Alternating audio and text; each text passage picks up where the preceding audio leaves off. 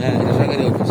এই অফিসটা থেকে আর একটু সামনে আগাইলে এটা ওই উপরে উঠলে দেখা যাবে ওইখানে মসজিদ সুকিয়া, মসজিদ আম্বরিয়া, ট্রেন স্টেশন, ট্রেনের ভাঙ্গা ডাব্বা, তারপরে রেল লাইনের পাত, এগুলি এখনো ভিতরে করা আছে।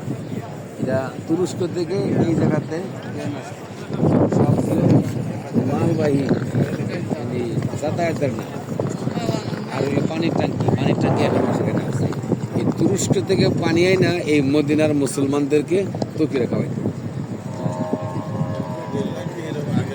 হ্যাঁ, এরকম ছিল। তাহলে তুরস্ক থেকে পানি আয় না খাওয়ানোটা এটা কত কঠিন ছিল, আর এই এলাকার পানির কেমন অভাব ছিল বোঝা যায়। আর 13,000 বছর আগে ওসমান রাদিয়াল্লাহু তাআলা আনহু এই কূপ দান করাটা এগুলো একটা জিনিস মানে মসজিদের সোফিয়াটা যে ওই দিকে, এটা পরবর্তীতে কোথায় আসলে আমরা দেখে আসবো ইনশাআল্লাহ।